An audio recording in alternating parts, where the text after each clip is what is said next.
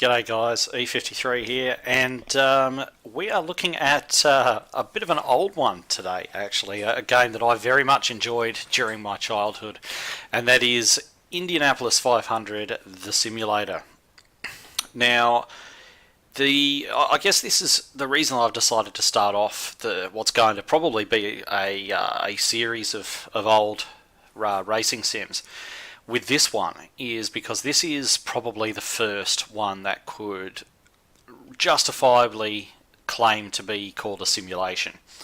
Despite being released in 1989, it's got an incredible amount of detail in it. It's even got some features that games today don't include, really, such as random mechanical failures for the AI and other little bits and pieces and things like that. So I'm just going to jump into a quick practice session here. I'll give you a bit of a rundown of also what the game actually entails. There's not too much here that's available to us in the menus. Just the usual sort of stuff as far as the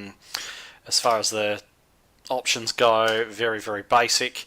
There's a section there for saved car setups, and just jump into a practice session real quick here.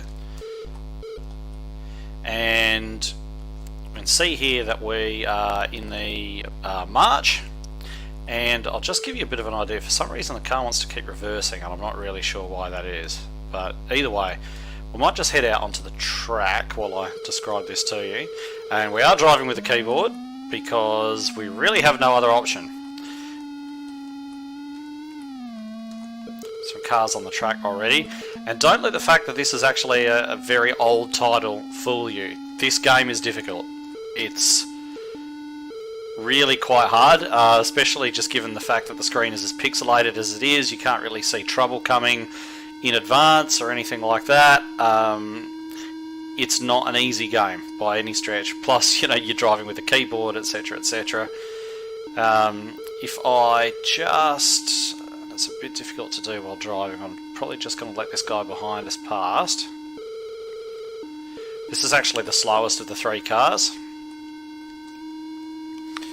But you know, if you have a look, these are all the options that you can see there. You know, you've got stagger and tyre temps and stuff like that. I mean, even Jeff Crammond's the Microprose Grand Prix series didn't have this level of detail in the setup. They had a lot of options, but you know, changing tyre temps and stuff like that, as far as I recall, they didn't even have them in GP4. So it's actually quite impressive what they managed to put into this game. And just given the fact that that it is such an old one, it's quite incredible what they've done. But I'm not really great at setting up the cars. I haven't got... You can set up any one of these cars to actually win. You get a choice of three cars in there. So it's either the March, which I'm driving at the moment, the Lola, which is sort of more of a mid-grid car, or the Penske, which is very much a front-running car. You can set up any of them to win. I've seen guys do it on YouTube, where they can set up any one of these cars to actually win the race. I haven't done any of that. I've just basically left it as basic. So what we might do is we might jump across into a qualifying session. I'm not sure if I'll use this car. I might jump across into the Lola and run from there. So I'll just nip out of this one. Go into teams, and this is where you select the car.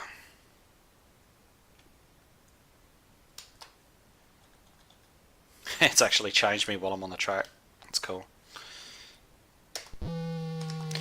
Okay, ready to go. Pop it up to full turbo boost. You can even adjust the turbo boost on this. Quite amazing.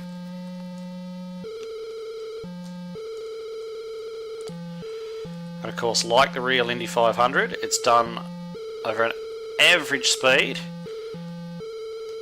of your 4 laps. You've got to do 4 qualifying laps. Just one of those little oddities that Indy has.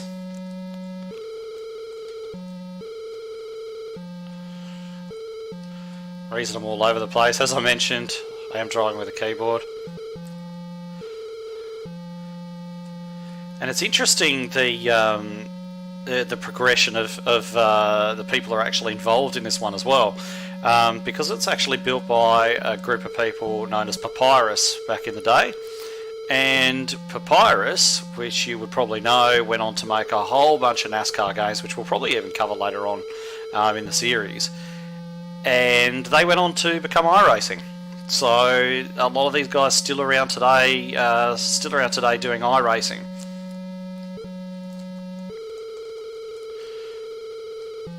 I'm really driving pretty poorly here. Really should be down on that line a lot better. I still think actually iRacing uses this exact tyre model. That is only a joke, of course.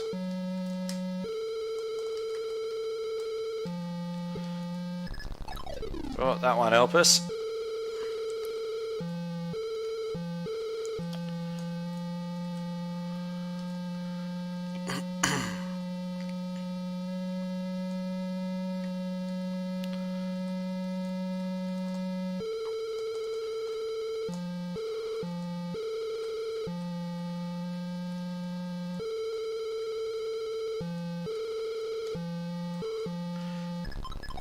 If I could stop bouncing against that wall, it'd be great. I also love how it can't play engine sounds at the time that it's playing the crash sounds or the skid sounds. It only plays one sound at a time.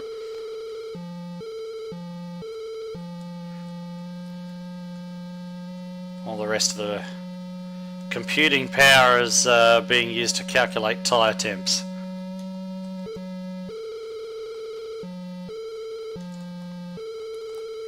Oh, that one was close.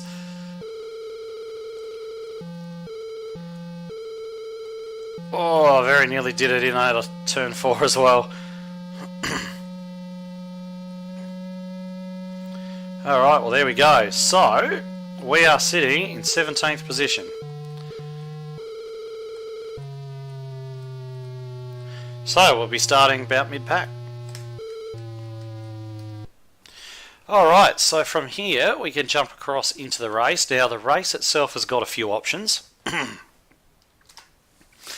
We've actually got the 10 laps, no yellow flags, no car damage.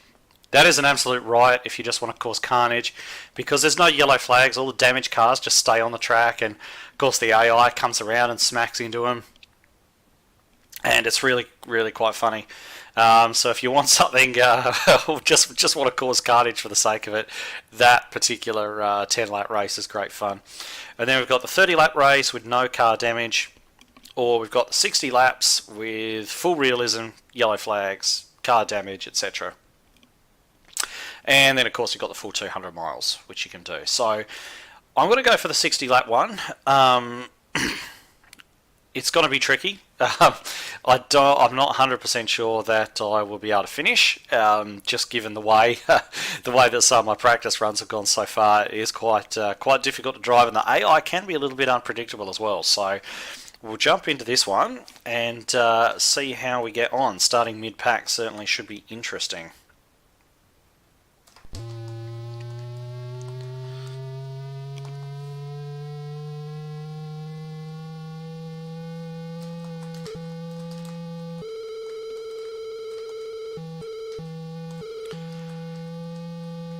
Reasonable start, cleared off from the other guys in our row. Actually making it past a few of these guys now too, who don't seem to have gotten away quite so well.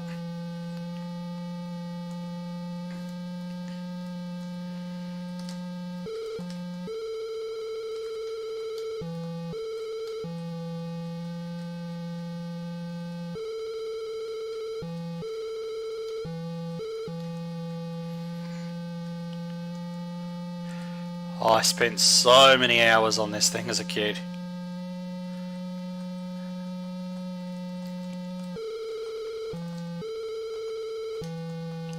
Guys hanging in above us.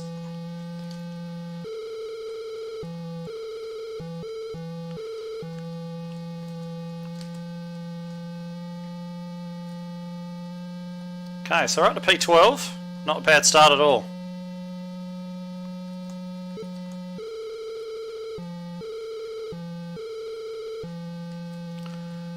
guy in front's pulling away.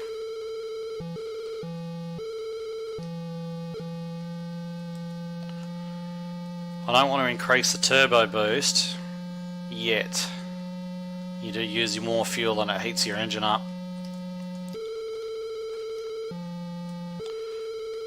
Guy behind us is catching us too.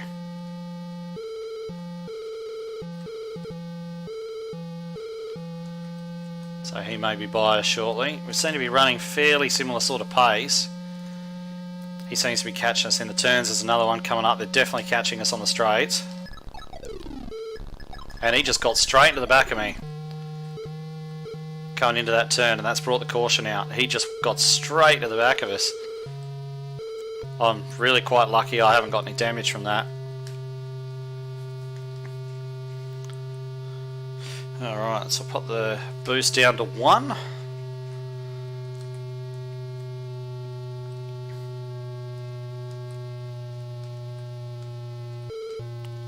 And we'll just roll around for a bit under caution.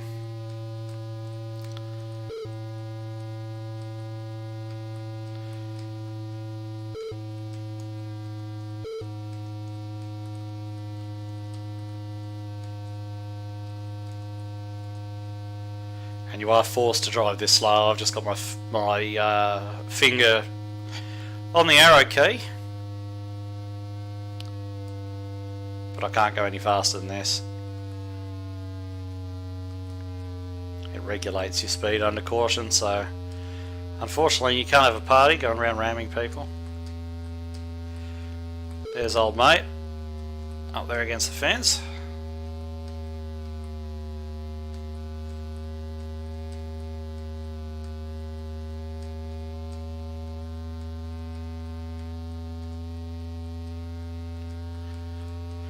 So a few displays available to us as well while we're here under caution. Have a look at the pole, which gives you an idea of your position there. Mileage, how many laps they think you're likely to get. At this speed they're saying about 90 odd laps. I'm sure that'll change once we get underway again. Think about some aero adjustments to the car, tyre compounds, all the other setup stuff that we saw before, although you're pretty limited as what you can actually change during a race.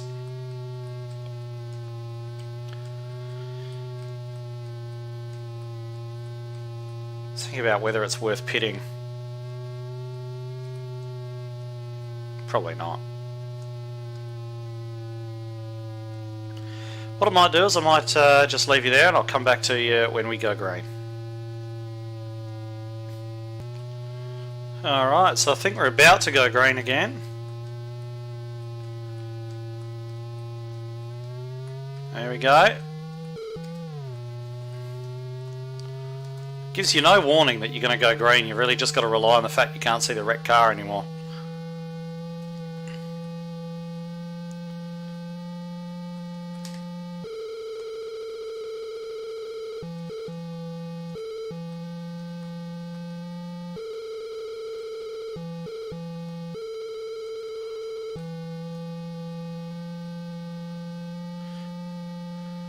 Alright, we've got the boost up. Cruise by that fella.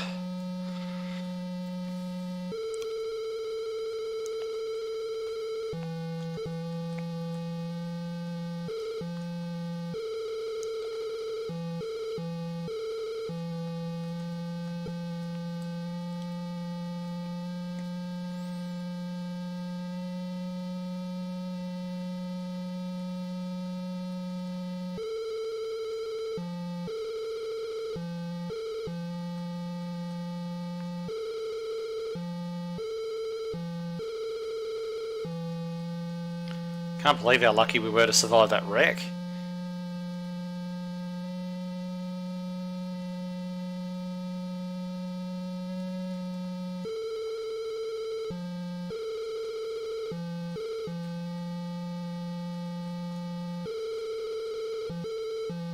Oh, took it a bit low there.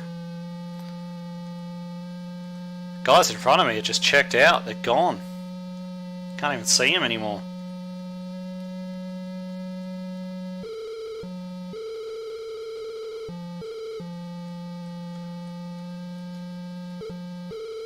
They do have random mechanical failures. I think I mentioned that earlier on at the start. That some of your opponents will drop out mechanical failures. Something you don't really see in modern day sims at all. They sort of put mechanical failures in there, but only really ones that you've caused. And of course, I guess, you know, with online play being such a big thing now and people competing for money and all the rest of it, you can sort of understand why they don't have random mechanical issues happening and so on, but it really adds to the immersion, I think. And for offline mode, certainly, it's something I'd like to see a bit more focus on.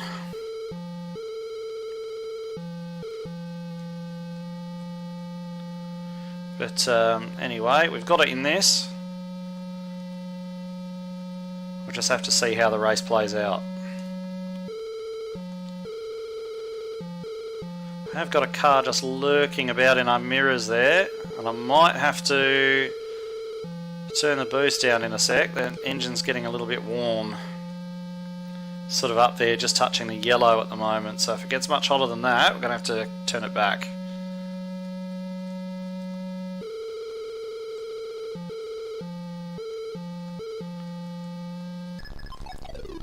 Can't be doing that too much. Just a little scrape on the wall. Yeah, temp is starting to go up. Just dial the boost back just slightly. Probably means we're going to lose the position to the guy behind us, but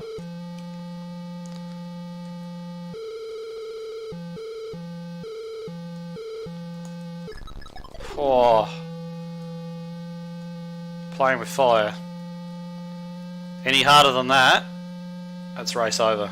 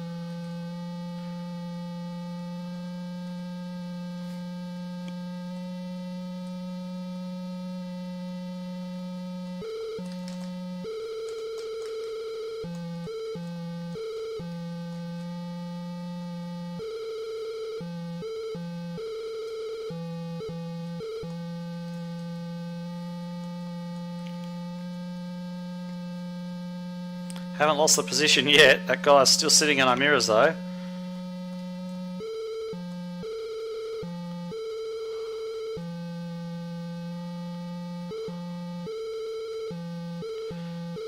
Well, looks like we might be coming up to lap some of the slower cars as well. Just going to be an added challenge.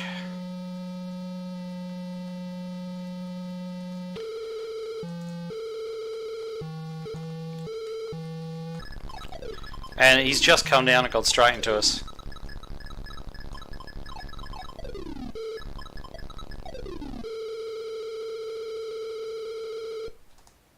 And that is us done, unfortunately. So we can go back and have a look at a replay as well, which is kind of good. I just got to remember that. There it is.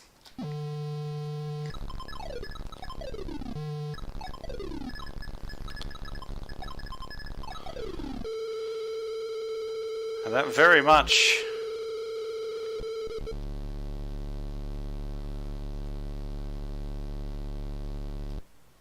just watch it again. Here it is. Oh, did we get up into him maybe? He certainly looked like he came back down towards us, but